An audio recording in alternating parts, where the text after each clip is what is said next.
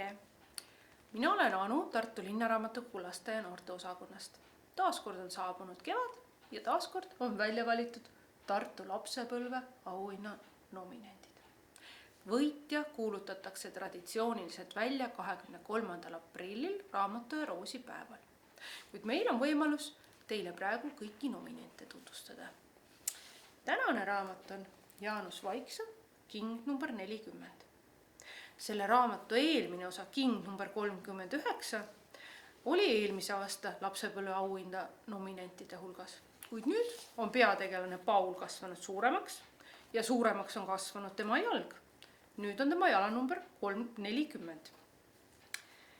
Žürii esindaja Tiia Kõnnussar on raamatu tutvustuseks kirjutanud niimoodi. Eelmise 39. numbrit kandva Kinga lugudes olnud unenäolisus on asendunud reaalsusega. Tõeliste katsumuste, seikluste ja sooviga täiskasvanute maailma parandada. Kingamees Hugo on hädas, sest tema kallim Katja tahab kanuumatkale minna. Ent Hugo pole ilmaski kanuusse istunud. Hugole ja Katjale tulevad seltsiks noored sõbrad Paul ja Minna. Kuid selgub, et kaunis Salujärv ei meelita ainult matkajaid, vaid ka röövpüüdjaid. Ladusas stiilis ja isikupäraste karakteritega raamat kooliealistele juhib tähelepanu ka loodushoiu olulisusele. Valisin teile siit raamatust välja ühe põneva lõigu, kui nad on juba jõudnud sinna Salujärve äärde. Paul ärkas selle peale, et kuulis kusagilt lähedalt inimeste hääli. Ta ajas end unesegaselt istukile. Minna magas sügavalt magamiskott üle pea. Paul tõmbas telgilukku lahti ja kiikas välja. Päike oli juba päris kõrgel. Nende telkidest mõnikümmend meetrit eemal oli üks sinine kaubik sõitnud otse järve kaldale. Kaubiku juures toimetas 3 meest. 2 neist olid tulnud parasjagu paadiga järvelt. 3. aitas neil paadi kaldasse tõmmata ja võttis aerud vastu. Paul vaatas teisele poole, kus õhtul ei olnud Reinu telk, aga seda seal enam ei olnud. Imelik. Vanamees oli kadunud. Kuhu ta hommikul nii vara kiirustas? Uuesti kaubiku ja paadi poole vaadates nägi Paul, kuidas mehed 3 midagi paadist välja sikutasid. Paul pani käe varjuks silme ette ja märkas nüüd, et see oli kalavõrk ja see oli kalu täis. Otse kohe tuli talle meelde Reinu õhtune jutt. Siin oli looduskaitseala ja võrkudega püük oli keelatud. Röövpüüdjad. Paul tõmbus kähku telki tagasi. Mida teha? Sellised mehed nalja ei mõista, kui neile juhuslikult peale satud. Ta proovis Minnat üles raputada. See ainult pomises midagi läbi une. Paul raputas kõvemini. Minna, ärka üles! Röövpüüdjad on kohal! Sosistas ta sõbrannale otse kõrva.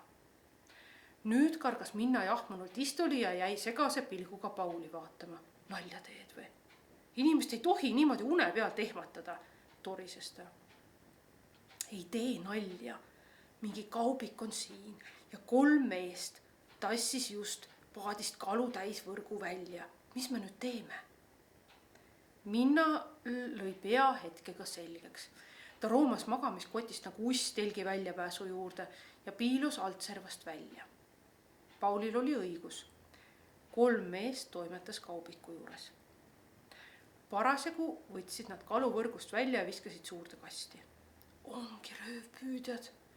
Väga julgelt tegutsevad, ei tee meie telkidest väljagi, sosistas Minna.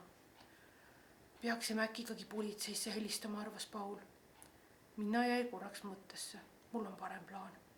Hugole tehti eile protokoll. Seal peab kindlasti olema selle keskkonnainspektori telefon.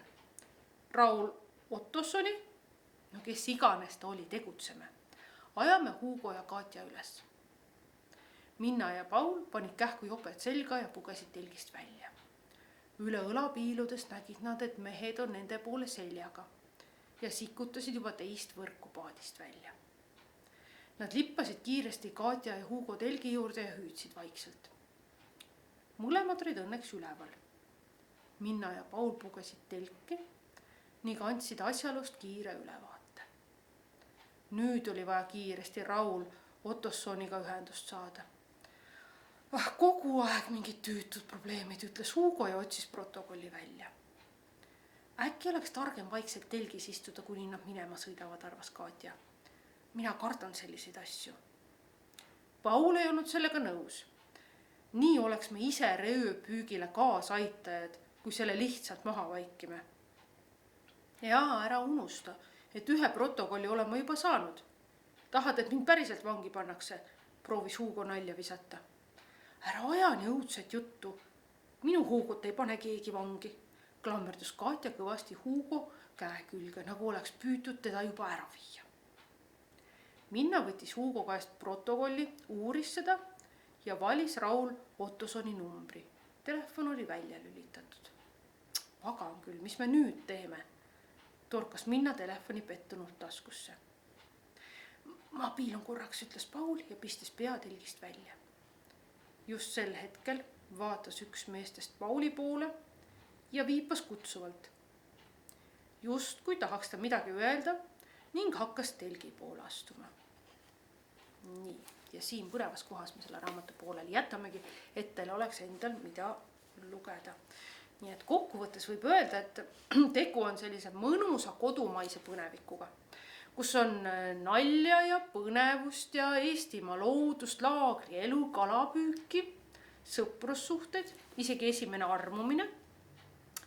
Igal juhul, kui sageli on mure, et poistele oleks nagu sobivaid raamatuid vähem kui tüdrukutele, siis see on küll üks raamat, mida väga julgelt võiks poistele soovitada.